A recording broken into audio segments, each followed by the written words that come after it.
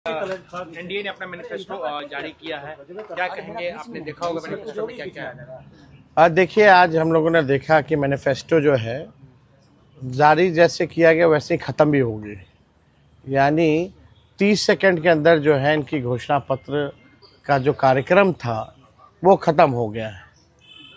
आदरणीय मुख्यमंत्री जी को तो पता ही नहीं होगा कि उस घोषणा पत्र में क्या है, शायद उनको बोलने ना दिया जाए, इसलिए जो है जल्द से जल्द जो है ये ख़त्म कर लिया गया। लेकिन हम तो कहना चाहते, जो हमने घोषणा पत्र देखा, एनडीए के लोगों को सॉरी पत्र लाना चाहिए और बिहार के 14 करोड़ जनता से सॉरी बोलना चाहिए था कि 20 साल से भी राज करने के बाद भी सबसे गरीब राज्य बिहार, कोई कारखाने नहीं, कोई निवेश नहीं, हर सेक्टर में जो है ये सरकार फेल रही, इसलिए इनको सॉरी पत्र लाना चाहिए था। और अगर इनका 20 साल का जो झूठा जुमला अगर आप लोग देखें, जो वादे इन्होंने किए थे 20 साल से, हर घोषणा पत्र 20 साल तक का जितना इन्होंने घोषणा पत्र लाया है, वो घोषणा पत्र भी कहता हुआ कि हमारा क्या हुआ, हमारा क्या होगा। वो घोषणा पत्र कह रहा है कि पहले वाला तो घोषणा पूरा हुआ नहीं, एक नया जो है आनंद फानन में जो है इन लोगों ने ये घोषणा पत्र जारी की है। इसमें कई ऐसी चीज़ें, अब बताइए, स्कूल में मिड डे मील जो है वो देंगे, यानी इससे पहले जो है बढ़िया से ये लोग नहीं दे रहे थे। यानी आप देखिएगा, अस्पताल मेडिकल कॉलेज हर जिले में निर्माण करेंगे। जो मेडिकल कॉलेज है वहाँ डॉक्टर नहीं है, नर्स नहीं है, दवा नहीं होता, इलाज नहीं होता, केवल खाका खड़ा कर दिया गया है, कुछ नहीं हो रहा। तो उस हिसाब से अगर आप देखें तो इन लोगों को सॉरी पत्र ला करके इन लोगों को माफ़ी, बिहार 14 करोड़ बिहार की जनता से माफ़ी मांगनी चाहिए। और ये तो ताज्जुब की बात है कि भाई 30 सेकंड में ही पूरा, हम लोगों ने भी घोषणा पत्र जारी किया, हम लोगों ने भी विजन को रखा, हम सब नेताओं ने अपनी बात को रखा। ये कौन सी बात हुई कि कोई बात ही नहीं की गई।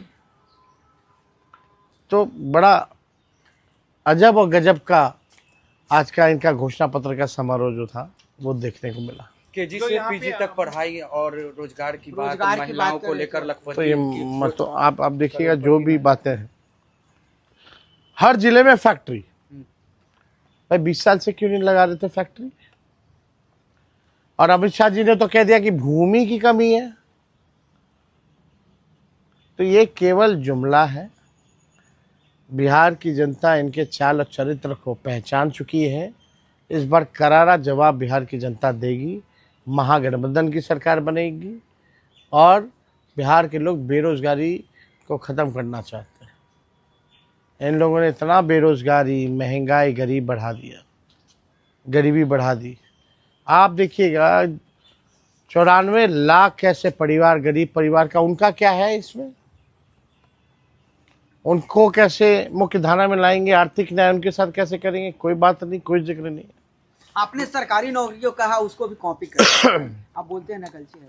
नकल तो कर ही रही है, हर एक चीज का नकल कर रही है। 1 करोड़ नौकरियां रोजगार देंगे, हमसे पूछते हैं कि कहाँ से देंगे, ये कहाँ से देंगे, तो ये तो बताएं। आचार संहिता लागू है और गोलीबारी की घटना हुई है मोकामा में, जिस तरीके से गोली चली, एक व्यक्ति की मौत भी हो गई है। देखिए, लोकतंत्र में हिंसा की कोई जगह नहीं होनी चाहिए। और ये ताज्जुब में है हम लोग कि कोई व्यक्ति जो है अपने काफिला, एक तो 40-40 गाड़ियों का काफिला, और तो और हथियारों के साथ लैस, कैसे घूम सकता है? इलेक्शन कमीशन क्या कर रही है? प्रशासन क्या कर रहा है? अब तक क्या कार्रवाई की गई है?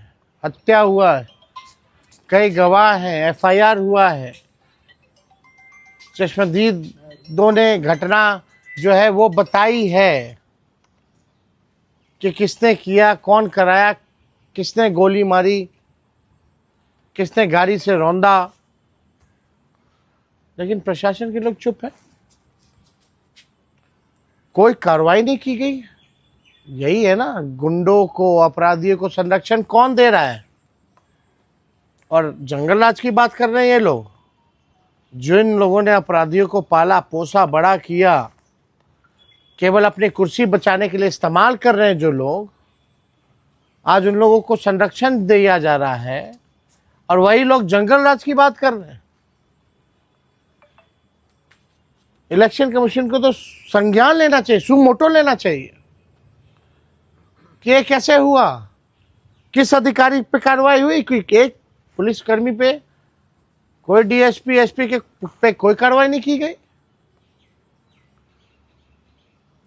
तो आप समझ जाइए बिहार में स्थिति क्या है। अब सच्चाई सामने आ गई, बिहार की जनता देख रही है।